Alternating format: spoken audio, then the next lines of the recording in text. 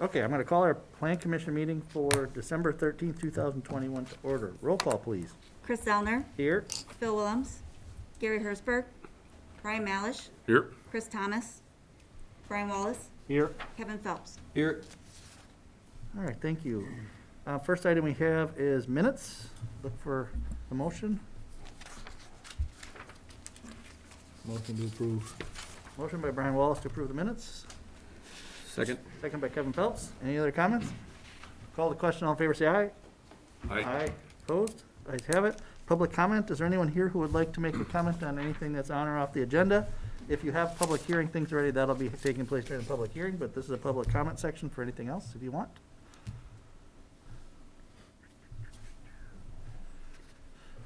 All right. Nobody has any public comments for this evening, so we're going to move on to old business first. Public hearing and discussion action on request by Forward Development Group for an amendment to the general development plan of the Woodland Crest plat to allow multifamily residential on Outlot 1 at the corner of Peaceful Valley Parkway and Simon Crestway. This is an item that's for recommendation to the village board as well. Go ahead, Tim. All right, thanks, Mr. Chairman. With us are representatives from the applicant. We'll probably be having some words. I'll just give a very brief overview of the proposal. The applicant is requesting an amendment to the Woodland Crest General Development Plan that would allow the development of a 3-story, 78-unit multifamily building and associated amenities on Outlot 1 of the plat of Woodland Crest. This is located at the northwest corner of Simon Crestway and Peaceful Valley Parkway as shown on the screen. Residential uses are currently not permitted per the GDP.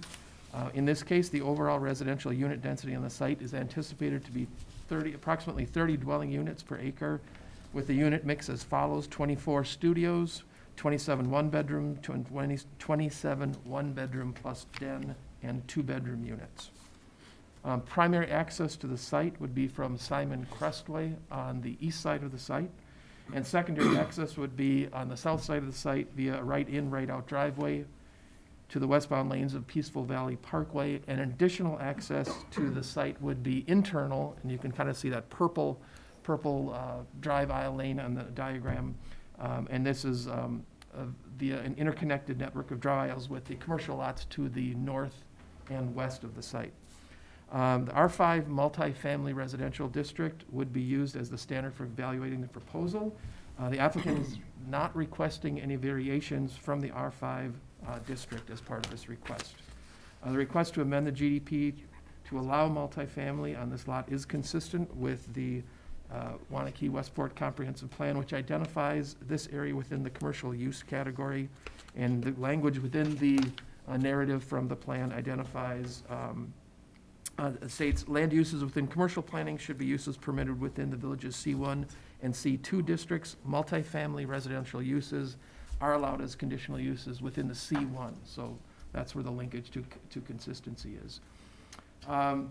If the GDP amendment is approved, it will obviously go to the board. Approval of an SIP would also be needed prior to the commencement of any construction activities. To provide greater clarification when reviewing specific implementation plans for the site, staff is recommending that the final form of the GDP be amended to include only those items relevant to provide the regulatory framework from which an SIP would be evaluated for this parcel. And so therefore staff is recommending that conditional approval of the request subject to satisfaction of the community development director and village attorney. And so I don't know if available for questions at this point, or Probably open up the public hearing first, very good. if that's good. So, okay, I'm going to open up the public hearing for this item. Anybody who would like to address the board? I don't see any public hearing registration forms for this topic. Is there anybody who would like to address us for this topic? I could say a few words as a follow-up to Tim's. Actually, why don't we wait for Yeah, that, yeah. As soon as the public hearing's done, and Sure. then we'll go for that.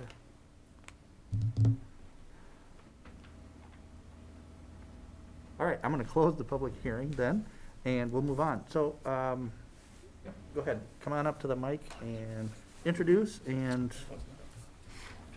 Thank you, President Zellner. I'll keep it brief. I know everyone here is familiar with the site, familiar with the project plans, and have seen this site in background a number of times. for them, if you could give them your name and stuff. who you Oh, represent. yeah, yep. So Connor Kearney with Forward Development Group, Director of Entitlement and Sales with FDG.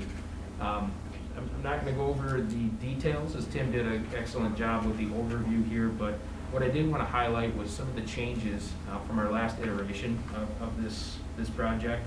We've gone through extensive community outreach meetings, one in early May, I believe, or mid-May, May 20th, and then June 30th, where we discussed conceptual plans with the community through a series of virtual meetings. And then we brought this project in concept in front of the Plan Commission in September, as well as the Joint Plan Commission. And the feedback we received resulted in the plan that is before the commission here tonight. We've overall reduced the building footprint by 20,000 square feet from the previous plan. We've increased on-site open space from 35% to 42%. We've increased building setbacks. We've overall decreased density. We went from 94 units down to 78 on the site. And we've reduced the building height from over 50 previously to now 45 or less.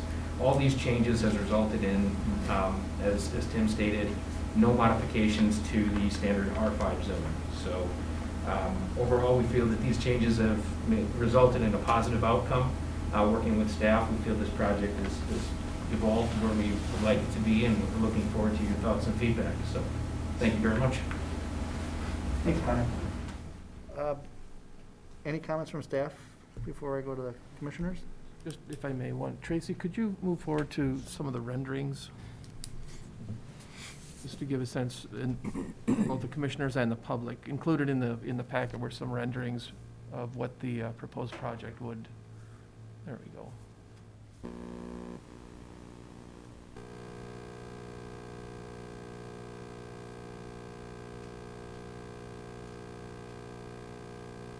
Similar in massing and bulk to the project southeast of this, that's called the Laurel, I believe. So similar type of feel. There should be also a few three-dimensional renderings in there too in the packet, in addition to the elevations.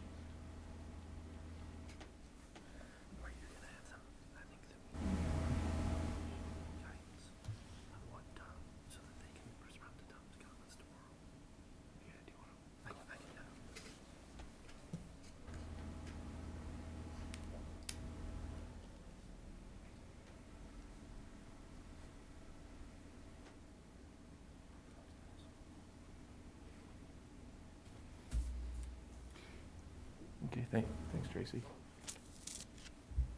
If I can, just a Jason, couple go ahead. comments. One is just to remind everyone, of course, that this is the GDP phase, not the SIP phase, and all of the high level of detail here, I think, is really helpful for everyone to understand what's possible and what their intentions are, but you aren't being asked to approve that specificity tonight. It's just the GDP rules. The one piece that they haven't asked for that I would suggest the village consider is some flexibility on the parking standard. The site plan that they showed meets the current standard, which is 2 stalls per unit. We have in recent years been consistently approving less than that. And I think when we get to the SIP phase, there may be some back and forth and discussion about some of the specifics of the lot layout, where we might want to encourage them to drop a few, or they might want to drop a few to make the site work better. And allowing for the standard that has been recently applied in other projects would grant that flexibility at the SIP stage. Okay. Commissioners, comments, questions? Kevin, anything?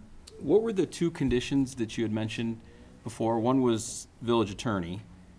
What was the second one you mentioned, Tim? Oh, just subject that the final Yeah. GDP language be subject to review of the community development director and village attorney. Oh, okay, all right. Yeah, so essentially Brian and I would be working together to get the final form of the GDP. Included in the application materials was a full suite of essentially everything. And I think there is some information in there that's not necessarily relevant to the actual GDP regulations themselves. So when we pare down that language Go back to something. It will make it easier to review the SIP at that time. And I remember in September when we were talking about, and I'm glad you guys addressed the height, because I remember that being an issue. Where did the square footage come from that you decreased? Mostly along the north side of the building and the west, so that U just in essence got smaller. Okay. If you remember from the previous site plan, that building was encroaching on that north property line. That's where we requested that setback modification, it's essentially 1 foot away. So that's where it came from, and then as you reduce that U shape, the blocks and stacks of units kind of multiply, so that reduction came. And I'm not familiar, is there parking on Simon Crestway? Can you park on the street there? I believe so. Is there a bike path, or I don't know? I'm just thinking about your comment about parking spots, and I'm wondering if you can park out front there. I believe so. I think there is Is there on-street parking? parking there, yeah. Okay. I would just ask too, Jason, if there's like a number we should be, or a ratio we should be looking at or considering as we continue to move forward, that'd be nice to know. Sure, yeah. The recommendation from my memo was, and I don't know that I have the exact number in here, but it's 1 stall per studio, 1.5 per 1 bedroom, and 2 for 2 bedroom. And what's the current ordinance? Is it really 2 per, regardless if it's a studio or a 3-bedroom? Correct, 2 per unit. Okay. Brian, Wallace? No, I appreciate the adjustments to the site plan stuff. One question, is there parking proposed on the north side? Because some of your drawings show that, I'm just curious. On the renderings, yeah, we did not have time to correct some of those renderings, but there would not be parking on the north side of the building, correct? So, and then you have parking in the underneath, right? Correct. We'd be parking 1-to-1 underground. Well, that'll be 1-to-1 for the units? That's the target, yeah, 78 underground stalls. Okay. My only concern is, are we setting precedent for any other site or development on this whole site? Sorry, say again? Are we setting any precedent for development on the remainder of the site with this potential approval? Well, the site, essentially, this block would be full, if you will. This is No, the I lot- get that. I'm yeah. talking about the other lot to the south. You mean Or on the east, east side of east. Simon Crestway? This would not. The standards would be applicable to this lot and this lot only. At some time in the future, a GDP amendment would be necessary, and on the east side of the Simon Crestway, and at that time, the density unit count and everything would be set. Well, okay, great. The thing is, though, is that originally there was no residential proposed for this entire development, right? That's what it says in here.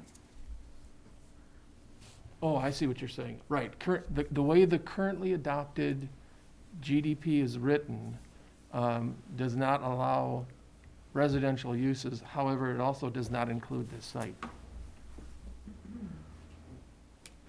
It only includes It includes the Ivy- Ivy site to the north. the east, I'm sorry? and the east portion, east of Simon Crestway?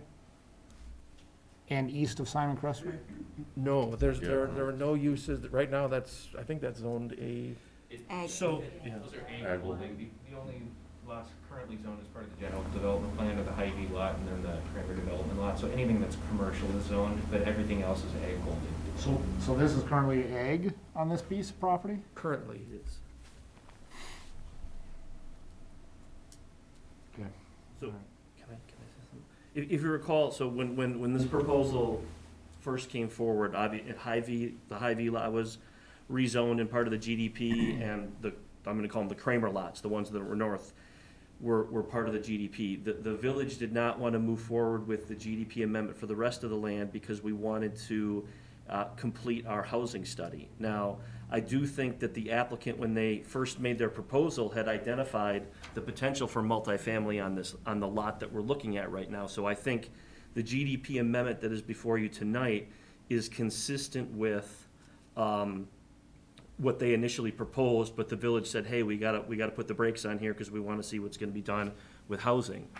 Now, That, I think, is somewhat related to, you had asked about the other side of the street, and if you look at your packet, Tom Wilson has an email in the packet, and keep in mind, this is in the joint planning area, so this is going to be at the Joint Plan Commission tomorrow night before it goes to the village board. One of Tom's comments is I think this has conceptually gone to the Joint Plan Commission. And one of the issues, and I think the way that the applicant and the village are moving forward right now makes sense. Let's get this lot here taken care of before we move to the other side of the street, because there have been issues raised with the other side of the street. And that's what Tom is getting at on page 17 of the packet, where he says, recall that the town JPC members expressed concern about planning this multifamily site without a plan for the multifamily commercial site across the street. So one way that I think this is going to come up tomorrow night at the Joint Planning Commission, and I think you guys can discuss this tonight, is you can certainly move forward with an approval of this GDP amendment, because as Jason and Tim have said, all we're doing here on this site would be update the GDP to allow for multifamily housing on this particular parcel, and then have standards in the GDP that will be utilized when the SIP comes forward. So that's all that's happening is this site. You could have, as part of your, whether it's this plan commission or the Joint Plan Commission, if you do have concerns with respect to what's going to happen on the other side of Simon Crestway, you have the ability to put in approval of this amendment a condition that is somewhat, I mean, if you go back, when we were going through the housing study, 150 units were identified for both sides of Simon Crestway within the PowerPoint presentation that village staff provided. There's approximately, I think, 75 units, what's been proposed here on this location, 75 or 73 or something like that. If you want to, you could have as a condition of approval of this GDP amendment, just something to the effect that says, we reserve the right to limit the other side of the street to no more than 75 units. That doesn't mean that you're ultimately going to do that because you haven't seen the plans. But if you are concerned about this development and the other development and the fact that they're not moving forward, that is a mechanism that you can utilize to allow this to move forward and still provide protection on the other side of the street. And I think that's one of the things that Tom was getting at in the email that's part of your packet. All right, thank you. Any other? Brian? No, I don't think I have anything else. The setback to the north, I know it was a big change of the project. It looks, subtle on here, but I think it's a positive. I like the distance. I like the, just the separation from the parking. It kind of softens the transition there. And then, other than that, I just acknowledge that I appreciate the fact that, we're meeting R5 and we don't have to modify that. So, no, I think a step in the right direction. I'm good. Okay.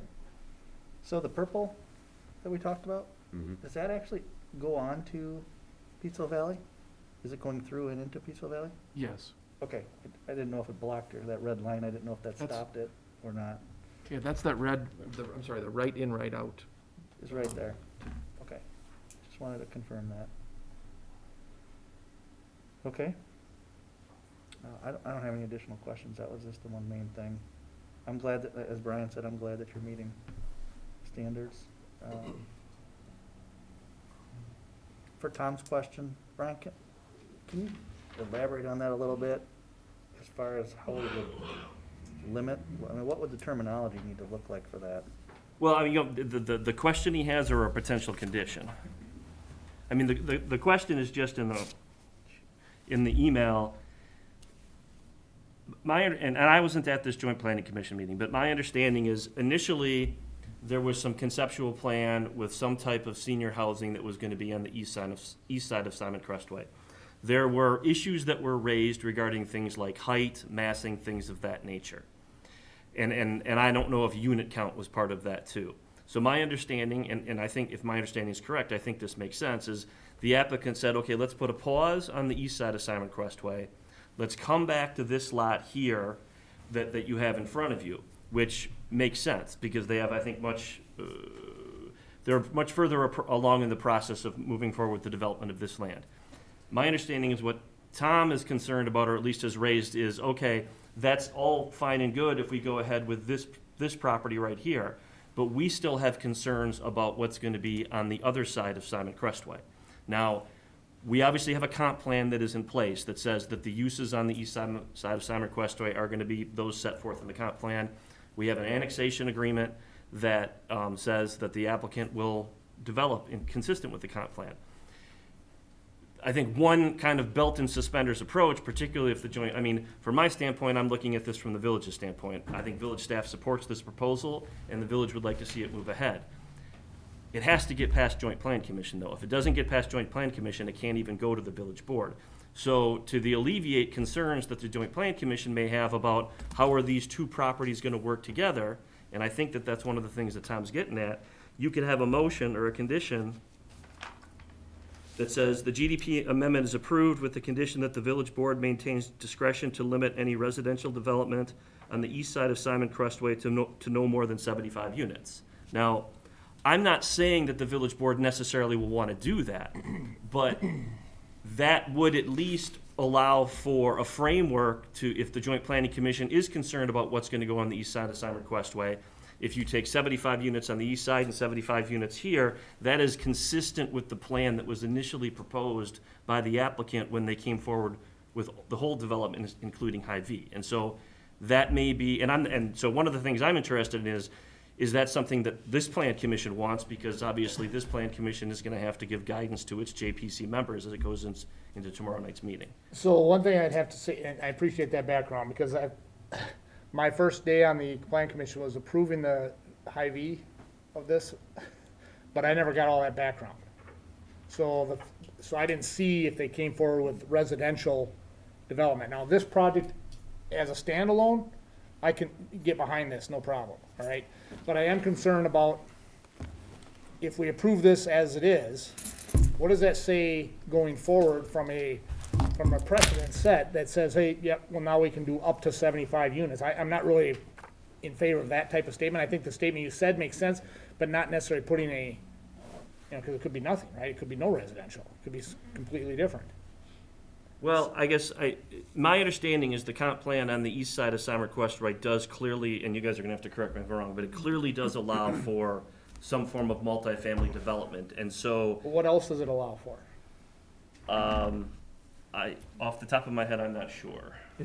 Excuse me, it's identified as a mixed use, like a transition zone between commercial and residential, so I think it could be commercial, it could be residential. So that's where I guess my concern is, and maybe I'm overthinking this, but I just don't want to be put in a position that's automatically going to be, whether it's apartment complexes or assisted living or whatever, because it could be some sort of commercial, light commercial. So if I may, I think, hopefully this will put your mind at rest, but approving this does not guarantee or entitle any rights to the land on the east side of Simon Crestway. And I think where Brian was going was, if you want to ensure that or enshrine that with some text, perhaps adding a condition that enumerates that or spells that out more clearly would be helpful in terms of guidance to.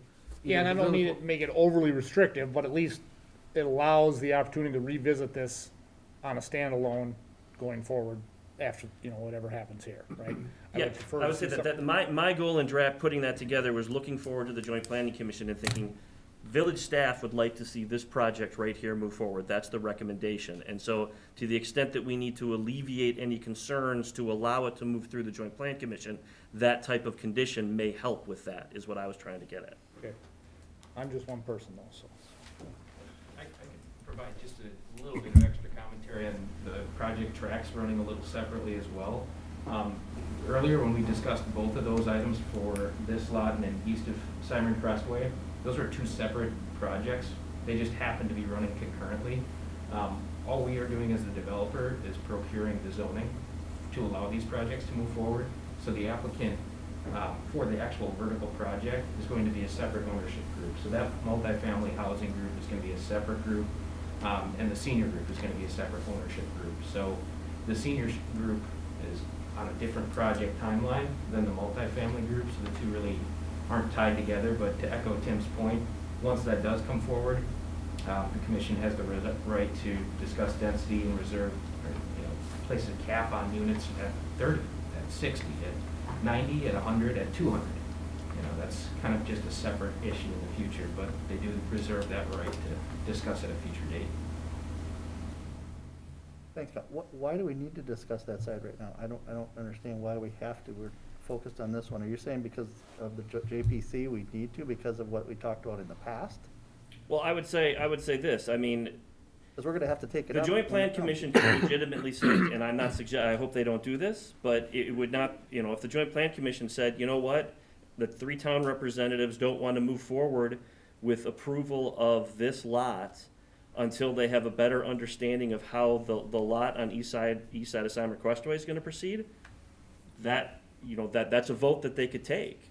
And I guess what I was looking at was Tom's email, and I don't want them to take that vote, but I tried to come up with some way to alleviate the concerns that they've raised on the east side of Simon Crestway to allow this project to move forward. Because I do think that in listening to some comments from the town in the past, they are concerned about the total density count, from both sides of the road, including the massing. I mean, when you go back and look at the initial proposal for the east side of Simon Crestway, I believe that there was multifamily and there was office that was contemplated.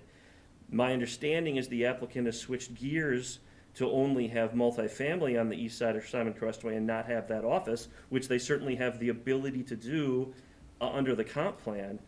But that's what I was getting at was, okay, I know that this has to get through the Joint Planning Commission before it can come to the village board. If they have a concern with approving this parcel without having the other parcel, knowing what's going there, maybe something of a condition of that nature would help them pass it.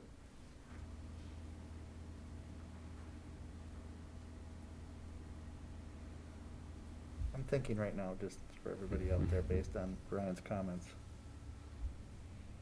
So, that being said, I still don't know why we need to change what we're doing tonight. They're gonna have a kick at the can when this comes around, once it comes on the other side. It's not like we're giving any rights at this point to the east side of Simon Crestway. We're just taking this parcel. Or are you trying to infer that they're not going to wanna do this parcel until we know what's on that side? I'm trying to infer. Because we don't know that either way. It may change. Well, the applicant could come in with 200 units on the east side of the road, and if it's multifamily, and all of a sudden you're like, wait a second, did we really want to, or maybe they come in with 150, did we really want 225 on both lots? But won't we have that opportunity when they come in with that? Say yes or no to it? Arguably, but it's not 100% certain. That a condition like this would give you complete certainty on it.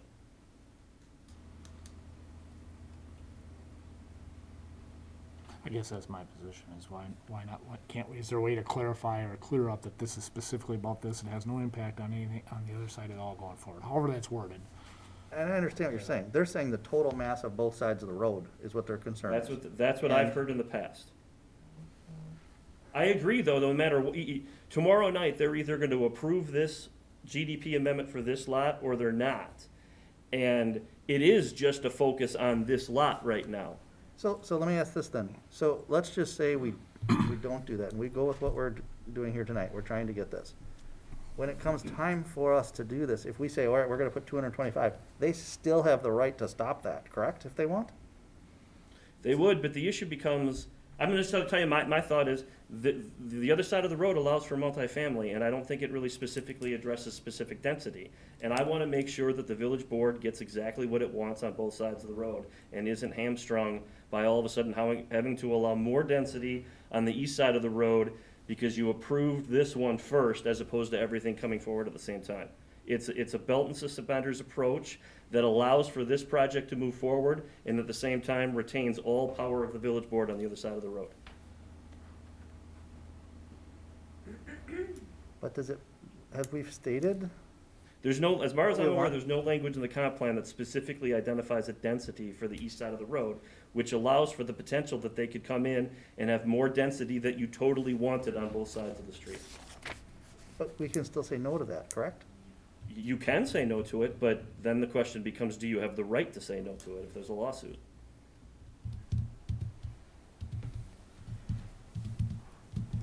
Yeah, I mean, from our perspective, I don't think we would not like to go down that path to encumber a future parcel that we do not know what it's going to be. The only common thread from our perspective connecting the two parcels is the utilities and infrastructure that we installed as a developer. They're two separate sites, two separate approvals. To tie one to the other, you could tie one site on the west side of Waunakee to one side on the east side of Waunakee. Just because they're close in proximity doesn't. Oh, we can definitely tie these two parcels together as part of this approval process. And my recollection was, I think you guys came in with 200 units on the east side of Simon Crestway the last time when you went to the Joint Planning Commission, right? We had, no, we. How many did you have? We originally showed 150 on the multifamily side, on that site, and the senior proposal had 160 on it. So, I know I'm talking about not with the proposal back in 2013. Within the last couple of years, you guys came forward with a proposal for senior housing. How many units did you have in that? We had 160 units, and we showed that potential expansion. That was just in concept. That could have brought it up to 180 to 200, but the main building was just 160. We realized through that public process and meeting with the community that we really needed to take a step back, meet with the project team and refocus the efforts there. That's when we realized these projects are on different tracks. So, and what I'm trying to get at is you guys may come forward at some point in time with 150 units, let's say, on the east side of Simon Crestway. Correct. And from what I've heard from the Joint Planning Commission, even from the village board, is I'm not sure if they would want to allow 225 units within that area there. And I think the village board right now has an opportunity to say, if we're going to allow this parcel to move forward at 75 units, we want to maintain more discretion on what's going to be on the other side of the street, because the comp plan allows for multifamily. It doesn't distinguish between 80 units versus 150 units. And I want to avoid a situation where now the village board is required, because the comp plan on the east side of Simon Crestway says multifamily, you guys come in with 150 units, now you have 225 units on both sides of the road, and that would have been a situation that the village board would not have approved it had both these projects come forward at the same time, because they think there's too much density. Sure. But in theory, couldn't the board just elect not to approve a general development plan amendment if the unit count was too great? In theory, but it's also consistent, that's where there's a rub, and I don't see, from my standpoint, I see no downside to the condition that I identified. It's just giving the village board flexibility. We're avoiding a scenario where we get into a fight later where they want 150 units on the east side of Simon Crestway. Is there something in the comp plan, Brian, that says the density can be up to a certain amount, or? Can I ask a question too when you're done? Yeah. Okay. I'm just trying to grasp that, why have we identified that number at this point? I don't think there's any numbers identified in the comp So plan. with the fact that we don't have a number, we can still set that regardless of what they would come for. If we feel it's too dense, we just can say no. Or is Within that wrong? reason, yeah. I think, I would say, I agree with that argument. What I'm trying to do is close the door on any possible dispute whatsoever. And without it, tomorrow night, it might get voted down. You guys don't have to do this. I'm just giving you something, what I've seen and the situation that I want to avoid I want the village, ultimately what this comes down to is I want the village board to have entire control over what's happening on both sides of the road. I think it makes sense to go ahead with this parcel right now. But there's also the school of thought that the Joint Planning Commission has, which is, or at least what I've heard, which is we don't want to approve one without knowing what's going to happen to the other. We want to essentially approve them at the same time because we want to have a complete understanding of what's going to go there. I'm just trying to come up with what I believe is a reasonable way to have the project move forward, but also have the village board have the ultimate protection on what's the density in this area. You guys don't have to do it. This is just me throwing an idea out there. But my ultimate concern is the east side of Simon Crestway says multifamily. They come in with a plan that says 150 that's, quite frankly, a reasonable plan. We say, wait a second, we never wanted 225 units in this area, whether it's because of traffic issues there or going back to our 75-25% split, and this development isn't bringing any single family with it. We make a decision, and now all of a sudden, there's an argument that says, hey, wait a second, our 150 units on the east side of Simon Crestway is consistent with the comp plan. You don't have the authority not to approve our GDP amendment under the statutes, because the zoning change request was consistent with the comp plan.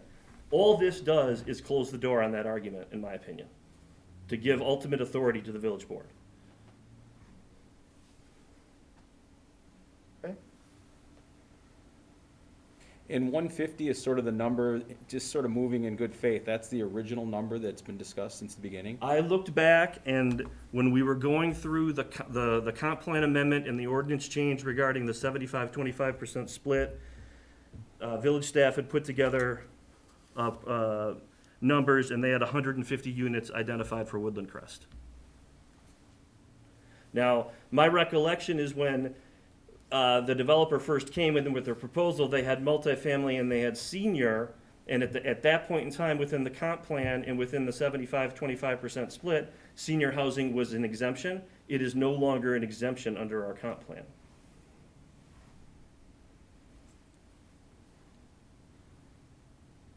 Connor, do you have any comments on what Brian is proposing? Or do you see an issue with it from your perspective? From my perspective, yes. You know, I do believe this site should be evaluated on its merits. And I do believe in working with staff that we remain open to providing the vision on Outlot 2, that site to the east of Simon Crestway, and that project, whatever it may be, with the town as well. The multiple months of public informational meetings to receive community input and feedback, and design changes. It shows our willingness to work with the community and with staff and with the governing bodies. So, in the future, if there is a cap that we need to discuss as part of the GDP amendment process, call it Amendment 3, call it Amendment 4, whatever it may be, I believe the track record here in 2021 is good evidence that we are willing and committed to work through that process. So us reserving the right to limit to 75 on that east side doesn't affect you? No, he's saying it does. Oh, you're saying you'd have to just talk about it? Right. And You'd bring it back? Yeah, evaluate that proposal at the time that project moves forward. I see, okay.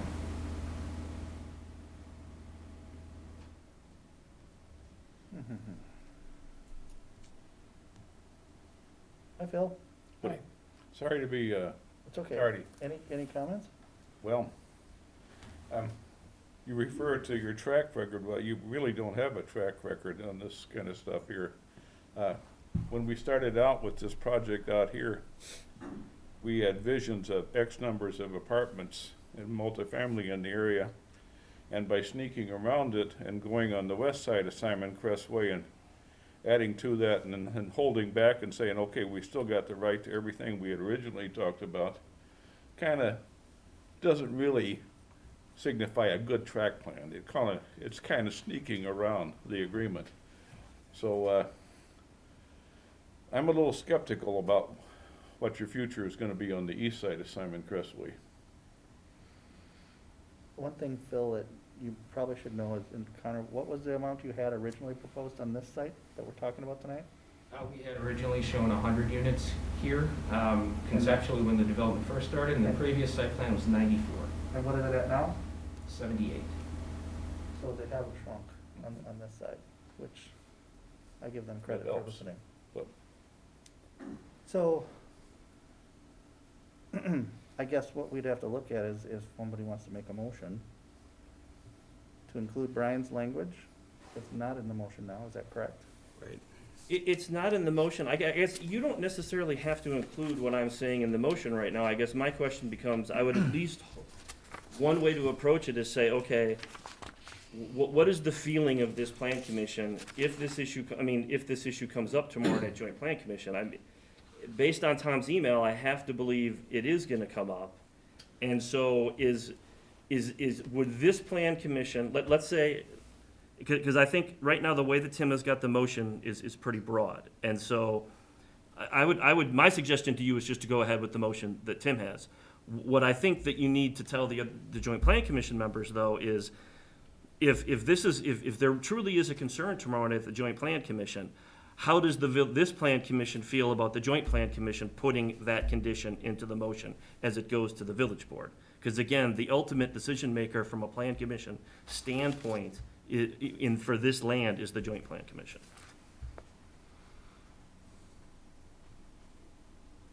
All right, so you're looking for us to make the motion that Tim, But then provide guidance to the then plan. provide guidance to the joint Yep. plan members. Okay? All right, so, And Brian, the way you had worded sort of your portion of it, it doesn't necessarily limit us in the future to just the remaining delta, whatever it is, 75-ish on the other side. It's just saying that's a lever that we can pull. Correct. If need to. We can still go above the 75 if the project supports it, fits whatever on the east side in the future. That is correct. It's a lever. What if we said something to the effect of, village still withholds the right to limit the amount of density on the east, on any potential east side development, or something to that effect, rather than putting a number to it? It's just so we have the opportunity to have these conversations in more depth before we move forward with anything on that side. I would say the only reason to have the number is because I do think that you have the ability to limit the amount of density on the other side right now. The issue becomes, what happens when you get into that gray area of, have you overstepped? And to me, the reason why I had 75 and what I wrote down is going back to what the plan commission and the village board were looking at when we were evaluating the comp plan change and the ordinance change on the 75-25% split. The plan commission and the village board had both asked, okay, as we're looking at this, what do we have in the queue right now for single family and for multifamily to evaluate how we want to determine the 75-25% split? And so staff provided that information to you. We stayed at the 75-25% split. We have a little bit of flexibility on the movement, but as you were evaluating those changes, 150 units was identified for this area. And so that's why, if you have, that's the reason for, there's an objective basis for having that number in there.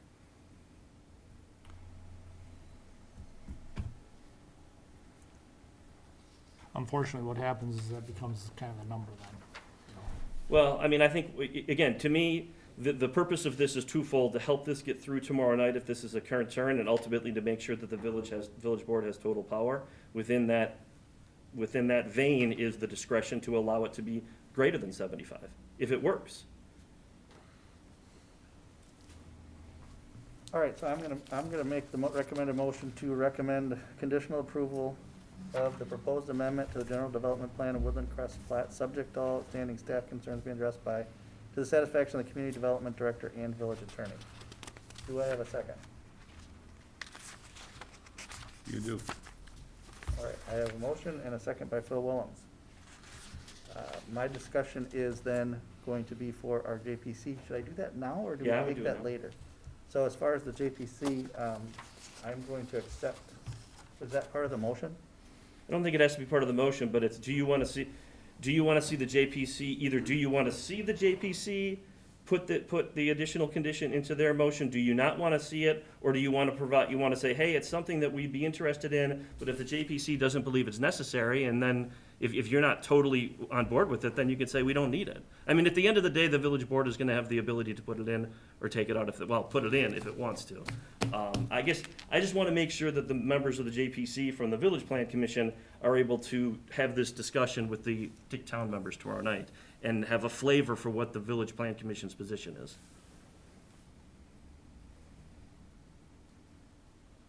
All right, I don't know how to say that. And we do. Got all that? And we do. What's that? Yeah, I think it sounds like you're in favor and we're in favor of adding the language that we're in favor of the Joint Plan Commission taking a hard look at it. Is that simple enough? Not telling them. Yeah, not at the end to of the do day, it? if you have a majority that wants to put the condition in there and make that recommendation to the Joint Plan Commission, you can add it to your motion tonight if you want to. I'm not gonna add it to the motion. I'm not gonna change that, but I wanna get a feel. Is everybody good with that for our joint plan commission members? For what they're going with? Kevin? Yes. Brian? Oh, sorry. Brian?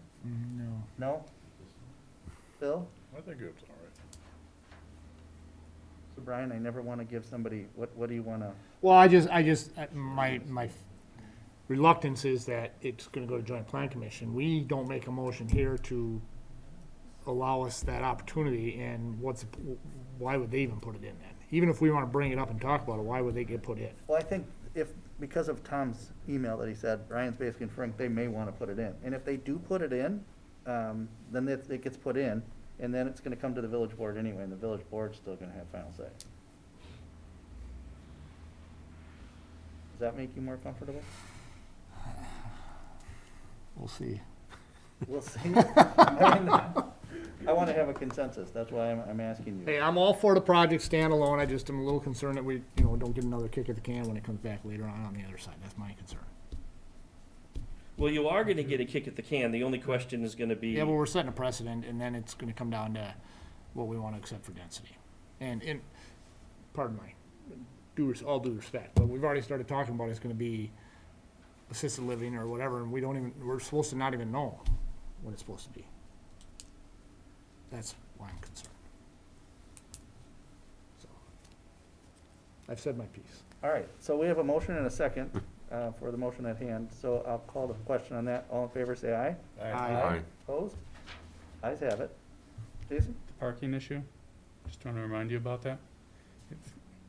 I don't know if you. Oh, to give the flexibility? Right. Does that need to be part of the motion? I think it's actually in your memo, isn't it? It is in the memo. It's in your Yeah, memo, so and then I we think can it's part address- of, yeah. yeah. Thank you. Okay. Okay, Thank you very much. thank you. All right. Next, we have a public hearing and discussion action on proposed airport overlay zoning ordinance amendment to Article 3, Chapter 133 of the Municipal Code to impose limitations on buildings and structures adjacent to the existing airport runway.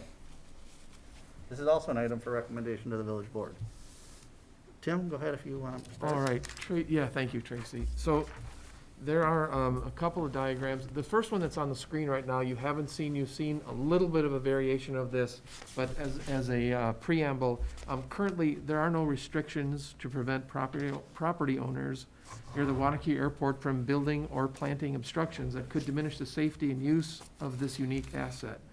Previous height-related deed restrictions that applied to 9 of the 21 lots along the north side were created in 1977, but have since expired. An initial ordinance was brought before the Plan Commission on July 12th of this year. However, it was tabled to allow staff to work with residents and make minor changes to the final document based on public hearing comments before bringing it back to this body. Since the July 12th meeting, staff has met with area residents as well as representatives from the school district and the airport. Changes to the ordinance presented in July include the addition of a portion of the school district property west of the airport, clarification of the southern boundary line with the overlay district, and allowance for portable athletic equipment in limited situations. So what you're seeing on the screen right now in yellow is supposed to represent the boundary of the overlay. And you'll see the figure 600 feet on the east and west sides of the runway. That was not in the original version. That is in the version that's before you. And the reason that number is there is in conference with Jim Meyer from the airport and Steve Summers from the school district. One of the concerns of the school district was that they have some equipment that they use on the far west end of the runway on their property for football practice. And they said, can we continue to use that? This ordinance would allow that. The 600 number came from the fact that on the east side essentially is an equidistant space in which there are no structures. So 600 feet on the west, 600 feet on the east. So that's generally where that came from. In addition, there was a clarifying piece that the line on the south side of this yellow area, if you will, represents an area about 100 feet south of the property of the airport where the airstrip is, and then about 170 feet south of the 3 properties on the north side of Woodland on the west edge of the airstrip, but the inclusion of the school district property with the western boundary of Simon Crestway. So Tracy, if you can go to that next image, please. Sorry, gotta get there. Okay. So in the packet, there it is. Yeah, so in the packet, what we're proposing is to actually include this figure within the ordinance to help describe the intent. And so what this does is essentially a different drawing of the previous one. And I apologize, the previous one is not to scale, and is a little bit out of true, if you will. The access to parcel data was not there today as access Dane records were down. But this figure would live as part of the ordinance and live within the ordinance to help explain intent. So staff is recommending approval of this version. We're available for questions. We know there's some comments from adjacent property owners, but we're available for questions. All right, then I'm gonna open up our public hearing, and I'm gonna start it with, there's two people that didn't wish they wanted to speak. So Dale Volkman, I think it's 2016 Woodland Drive, right here, Dale? 6016. 6016, okay. You're undecided, so did you want to make any comments? Yeah, I think that I want to rebuild my hangar and have that right too if a tornado would come through. You know, we've talked about that before, and that's not going to restrict me from doing that under this new proposal, is it? To rebuild, so one of the intents for the creation of this overlay is to create no legally non-conforming structures. And hopefully, within the boundaries of this overlay, there should be no structures per se. There will be utility boxes, transformer boxes, switchgear, things like that, but they're not the hangars and sheds and things like that. That's part of the reason where we created the 75 feet on the north and the 100 feet on the south, to render all those structures on the north and south sides as legally conforming. What's there now? A hangar or a structure, a shed, et cetera, that's built within this zone actually couldn't be built within this zone now if this ordinance gets adopted. And again, that's to protect the integrity of the approach and safety of the airport. So I think your question was if your building gets knocked down. Yeah, but Can you if put a tornado Can came you through put it there, back like Kentucky, you know, a few days ago, am I going to be able to rebuild that hangar under these new bylaws? We are in the public hearing right now, Chris, so I don't know, you mean you can? Oh, Yeah, didn't you open the public hearing? staff is talking, so I'm okay with that. So if there is a structure that's existing outside this, I'll say orange or red zone, and it gets destroyed by, what's the term, flood, fire, infestation, et cetera, by statute, yes. Tornado, You could bill it to the same footprint. okay? You guarantee that? Well, it's by statute. that you That's can- by Okay, statute. okay. Okay. Okay, Yeah. okay. Dan Silvers? Well, I'm not. No, yeah. The airport now too, from the runway lights on the west end to where the runway is here is 150 feet to the runway lights here. So the threshold then would probably be at the runway lights when they come into land, I would imagine, yeah.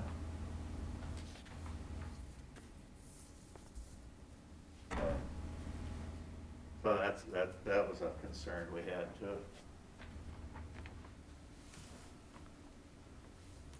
I don't understand. I'm not sure, yeah, I don't know if I follow you. I think he's saying the 600 Right, feet. right, just yeah, for- the lights. You have to explain that. Yeah, the lights go in 150 feet from, the lights go in 150 feet from the line here. And so the runway lights would be about 150 feet right here, when they supposedly come into land, yeah, so.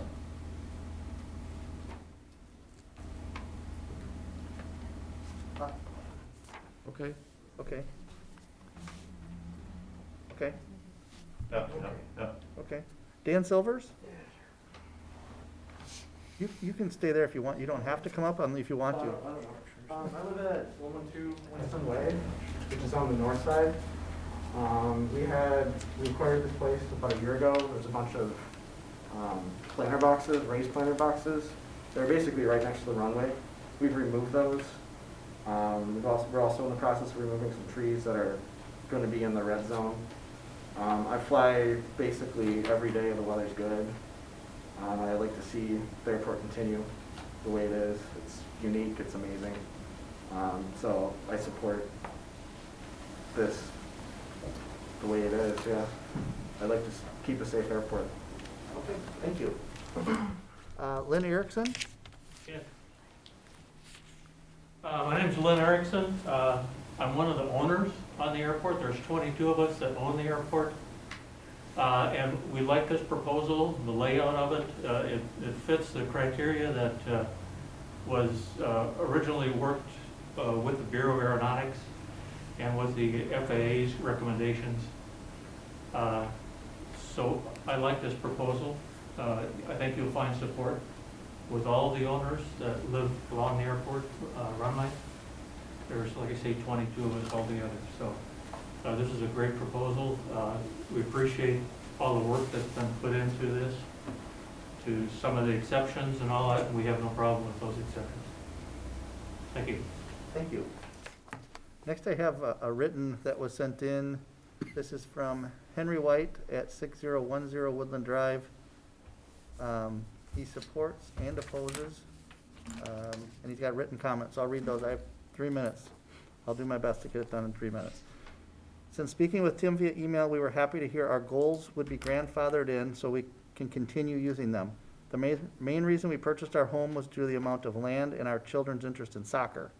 Since moving in over 4 years ago, we've had goals on the property which allow our children's friends and coaches to practice and scrimmage without needing to schedule open fields or be hampered by the flooding issue that fields such as DeLeo or RIP often have. The goals are regulation size and well within our property, and actually an additional 30 outside of the 70-foot cross access area you have attached to your email. The airport has never expressed any issue with our goals during the last 4 years, and we position them against our hangar during the winter months. The goals are 8 foot high, but as mentioned in our previous public hearing, the distance away from the airport property and runway is far enough that when planes fly over our property during takeoff or landing, the distance away combined with the decline of our land makes the goals not an issue. We did find documentation from the U.S. Department of Transportation in conjunction with the FAA, who has written an advisory circular with the subject, a model zoning ordinance of limit heights of objects around airports. In section D, it is noted any height limitations imposed by a zoning ordinance must be reasonable, meaning that the height limitations described should not be so low at any point as to constitute a taking of property without compensations under local law. Therefore, the zoning ordinance should not purport to impose height limitations in any area so close to the ground that the application of criteria prescribed would result in unreasonable or unduly restrictive height limitations. Since it was noted we would be grandfathered under the proposed ordinance, this would now be a moot point, but I wanted to mention this along with the fact our distance away from the runway combined with the sloping ground makes our goals that much less of an issue. But I would like clarity from the board regarding existing trees or buildings that are within the proposed 170-foot, 100-foot, and 75 setbacks. Are these also grandfathered? I'm sorry, the work conflict did not allow me to attend the meeting tonight. My family and I are in support of the airport and are thankful for the work of the airport and village board. We're working so hard to preserve this beautiful property and ensure it continues to thrive in our community. Henry White. You had extra 30 seconds. So thank you, Henry, And your teacher. what's that? And your teacher. And my teacher, yes. Whew. For the mask, that's harder to do.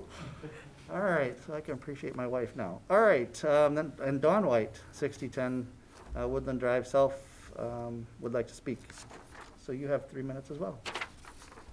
Sounds good. So in that first picture, and what Dale was trying to explain was that 150 feet in to the lights, that's actually technically the end of the runway. And then it has that additional 150 plus to McSherry's land before you get to that 70-foot cross-access area. And then I'd just like to bring up some of those pictures.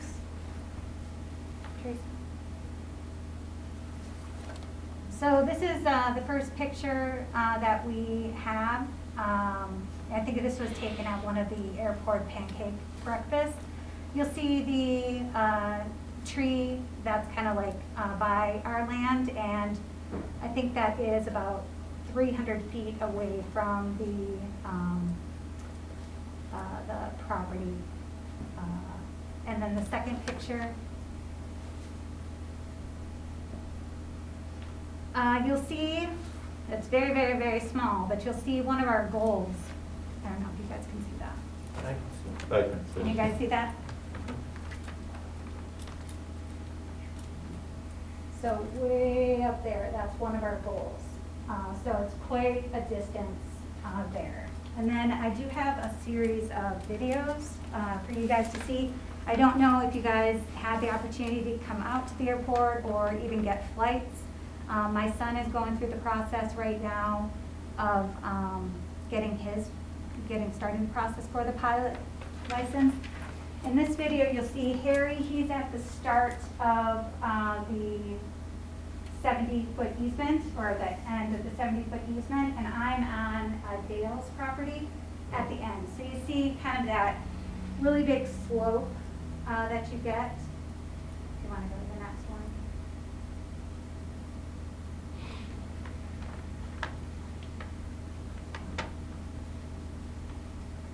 And this is another plane taking off. You see how high up they get before the end and how high up they are.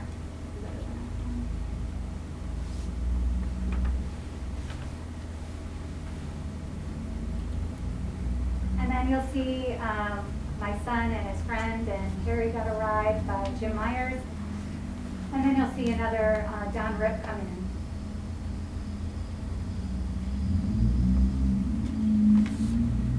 And you'll see our property right there. I'm standing there.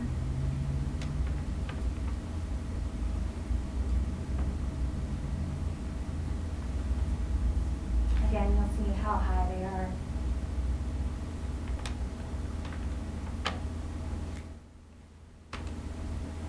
And this one's in the plane.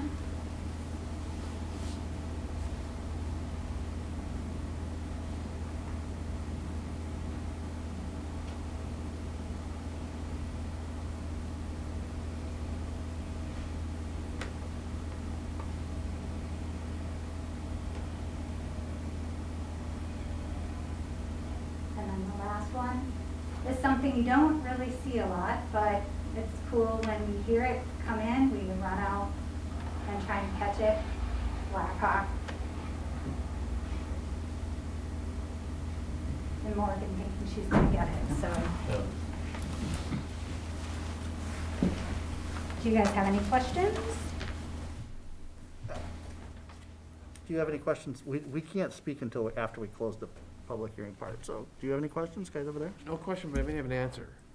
Okay, go ahead. So one of the questions that I asked near the conclusion was clarity from the board regarding existing trees or buildings that are within the proposed 170, 175 setbacks, 75-foot setbacks. Are these also grandfathered? So there should be no structures within those areas. In terms of vegetation, there's one tree that Jim Meyer, who's the airport operator, expressed concern about primarily, and that's the one that I think is on the edge of the White's property, fairly tall. So in the draft proposal, so that's allowed to continue as is. However, there's a provision in the ordinance that says existing plantings in these setbacks exceeding the height limitation may not be replaced if lost for any reason. So they're allowed to continue, but if they come down, then they may not, but for the height limitations that are spelled out in here.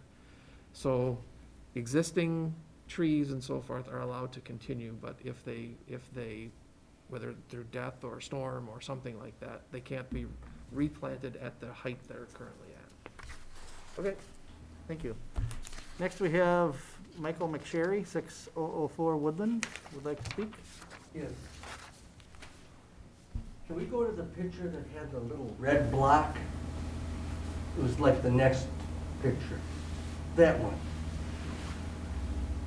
What I'm not getting is why you wanna come back 170 feet and everyone else is 100.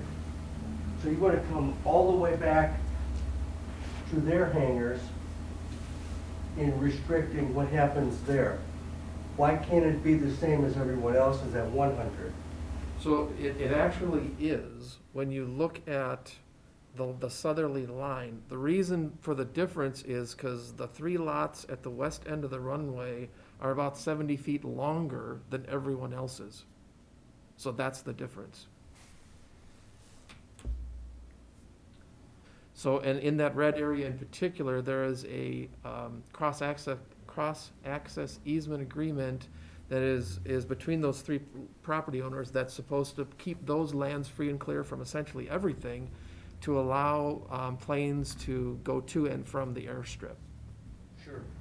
Does that make sense? Yeah, That's agreeable? That's the easement. That's the easement, that's Yeah. been I just thought it was excessive. Oh, okay. Okay, guess that was my only input. Sure.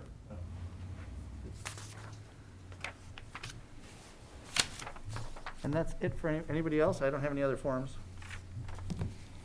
Okay, then I'm gonna close the public hearing. Comments from commissioners or questions? Neighbors are happy, FAA's happy, I'm happy. Yeah, looks like a successful communication with the community and trying to get them involved in any decisions, so looks good. I just want to point out one other thing. Tracy, can you go back to that diagram? One of the things that was important, I'm sorry, the figure that would be included in the ordinance. One of the things that was important, I'm sorry, go back to the sketch with the yellow. I think, yeah. So one of the things that was really important to the school district is as they're planning the future of their athletic facilities, we had discussions about placement of lights associated with the ball diamond. And under this proposal, they could place their lights to sufficiently light that such that all the lights would be out of that district. So that's For the field there? yep, On the north side there. correct. Yeah. So lighting fixtures of that nature generally range from 60 to 90 feet in height. We wouldn't want those in the approach of the airport, but they're outside and the school district is okay with that. So that was one of the big pieces that goes along with this as well. Okay, It'll solve future problems. Brian? It's good. I don't think I have anything, but I'm a little bit curious about the left side, that 600-foot distance. And I think what they were saying about, where the actual runway lights begin. Am I inferring that correctly, that really that 600-foot distance could be moved east, like 150 feet? So as a means of providing some type of objective metric using the edge of the hard surface of the runway, whether a plane touches down before or after the lights, I don't know how that works, but in terms of making something objective as you're approaching from either east or west, taking off or landing, this seemed like a reasonable approach rather than using the lights somewhere in from the edge of the runway surface. The other thing too, just to note, I think this was pointed out last time, the area immediately south of and adjacent to the hardscape, the airstrip, the grass area is also used as a landing strip as well. So it's not just the paved surface. All right, well, I view this as, I think we've met everybody seems happy with the results of what we were able to go through, so I'm glad we were able to accomplish this for everyone. Staff, good job with everything that you've done in putting this together.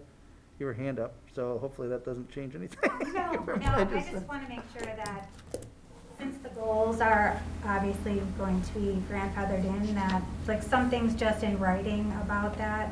I just don't want anything. I guess, would we be able to do something like that, Brian? I don't. Because it's grandfathered, can we just say? I'm not sure if I agree with the grandfather concept. I mean, I don't know exactly what is being meant by grandfathering, and even if there was grandfathering, I'm not aware of a municipality ever providing something in writing on that. So, my understanding is the goals, there's been discussions between the property owners and the commission and village staff, and something was worked out regarding the goals, and that's fine. But we've never issued, for example, a letter to a property owner saying that something is or is not grandfathered as part of the zoning ordinance. Okay. Is that something, I'm gonna ask Lynn, is that something that you guys could give, saying that whatever the association of the strip, could you guys put something in for that? Doesn't the ordinance say that temporary goals and equipment and all that stuff is allowable as an exception to that? Doesn't that say it specifically in the ordinance? Technically, it's supposed to be 600 feet beyond the runway. Yeah. And in this specific case, by that metric, it's not. However, it's out of that 70-foot approach zone, cross-access easement zone. And so I thought, in the interest of reasonableness and fairness, as long as it's out of that zone between the hangar and that 70-foot area south, that's reasonable. And the airport operator said that if they're in those areas, that's okay. If they come north of that, then he's got an issue with that. So my email to you in writing is in writing, I would say, but in terms of providing as Attorney Kleinmeyer said, providing a grandfathering clause, I don't think that's a usual and customary thing. Do those also fall kind of in this like blue line to blue line zone? As far as where their property lines up? The goals sit down lower from where the runway surface is? Slightly. Well, So okay. there is a slight change. We don't have the topographic lines on here. There is a slight decline as you go west from the airstrip.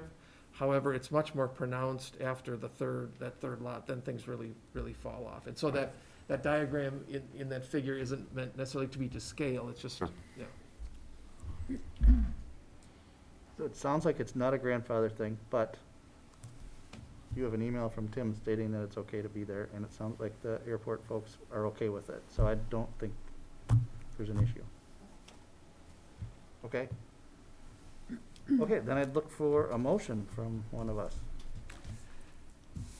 I'll make a motion to recommend to the village board approval of the airport overlay zoning ordinance as presented as a separate division under Article 3 districts within Chapter 133 of the zoning of the municipal code. Motion by Brian Wallace, Second? second by Brian Malish. Any other comments? Call the question, all in favor, say aye. Aye. Opposed? Ayes have it. Thank you all who participated in our government process tonight. Thank you. All right, next we have, under new business, initial consult, possible comprehensive plan amendment.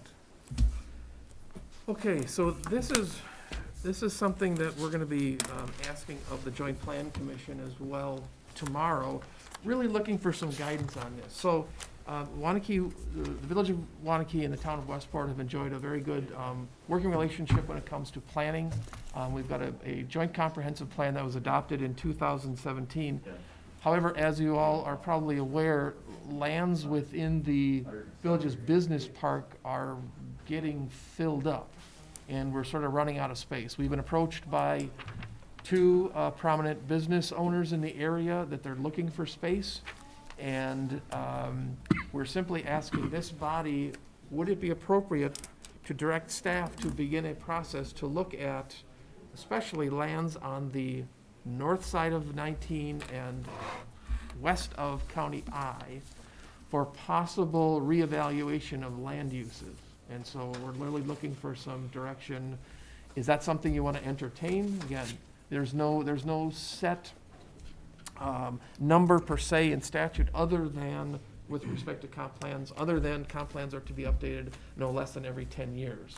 But if you want to update them sooner than that, as conditions warrant, you certainly have the ability to do that. And I guess that's where we're looking for your guidance here this evening. Is that an appropriate course of action to begin that process? That would be a public process. Obviously, there would be public input and so forth. But in light of the fact that we've got some interest from business owners looking to grow and expand in the Waunakee area. Posing that question of you. So I'll throw it out, Jason, I'm sure you're gonna be able to comment here too, since you helped us with our comprehensive plan. So our industrial business park is just about full. And one of the things we never wanna have happen is our successful, good businesses that want to stay here, leave for elsewhere because we don't have an opportunity for them. And I think it makes good sense for us to consider other options for our potential business park expansion, business industrial park expansion. This seems like a very good area. This is, if you know the area out there by the roundabout, Intercon is on the front side, and then, you know, obviously expanding over there across Highway 19 would make sense for us in that corridor. What's great about that particular property is we have relief from Highway 19 with Highway I for traffic to move very efficiently there right now, which is what's happening with Intercon. If you ever drive out that way, you hardly even notice that they're there because of the right access off of Highway 19 into their area, and they exit off on Highway I, so they never have to turn left out of their structure, which would be a challenge. So they can use that Highway I going out to Easy Street, or they can go into the roundabout and get out 19 very easily. So they've been a great neighbor, so to speak, even though that's located in Westport currently.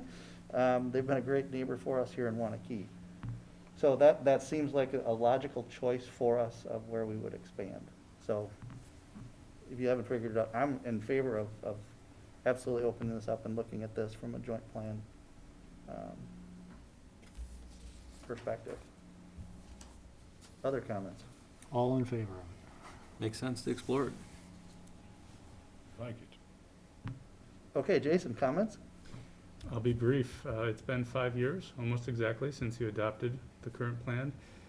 In that update 5 years ago, I think one of the things we did was actually reduce the amount of business park space. There had been more planned in that northeast corner, and some of that was converted over to residential mixed-use options, which I think from an overall community design perspective made sense, but it should be no surprise that we're at this point now. We've seen some major projects come through in the business park, and available lots fall away. So I've been part of some kind of quiet conversations so far about, gosh, where are we going to go? What's going to be next? Is it time to be looking? And yes, it's time to be looking. So. And from a planner's perspective, does this spot make sense? It does. I mean, we had the talking about directly north on the other side of 19. We've got that area outlined in the blue hatch, which is the community separation zone. It's my expectation right now, based on conversations I've heard or not heard, that there isn't interest in moving further east. That community separation zone is still valued, but this area that we're talking about does have some logic to it. We've been looking at utility issues. It is servable with some effort, and so the utilities to get there are going to have to come up through other undeveloped lands that are already planned for development, and we'll have to work through that. But this does make sense as the next growth zone, in my opinion. Okay. Brian, did you have a comment? You looked like you were going to make a comment. No? Nope, no. Nope. Do we have a motion on this one? Do we need to make a motion? It was just direction. Just general direction. We will obviously, this will be, I'll say the formal wheels will be put on the wagon when we get to that point, that there'll be a public participation plan of some sort. Again, this will be the same ask. We'll be going before the Joint Plan Commission tomorrow evening, because obviously this is a joint effort. So we like both units of government on board. But I'm hearing, so far I'm hearing yes. So I haven't heard any large no's to. Okay. I haven't even heard a small no, actually. And I would note, just for reference, that the JPA joint planning area is outlined in red on this map, and so As a matter of continuing good faith with the town, the village intends to engage the town in that discussion, though the lands we're talking about aren't in the JPA area where it's required by prior agreement. Okay. All right, then last thing is JPC Agenda. Yep, so as I mentioned, this one will be going before the body tomorrow, as well as the Woodland Crest GDP amendment. So those two items. Okay, our joint plan members, any comments, questions that you have? Are you all good? All good? All good? Then we need one more motion. Motion to adjourn? Motion's been made by Brian Mallett, Second? and seconded by Kevin Phelps. All in favor, say aye. Aye. Opposed? Thanks, everybody. Have a wonderful holiday season. We'll see you all in January.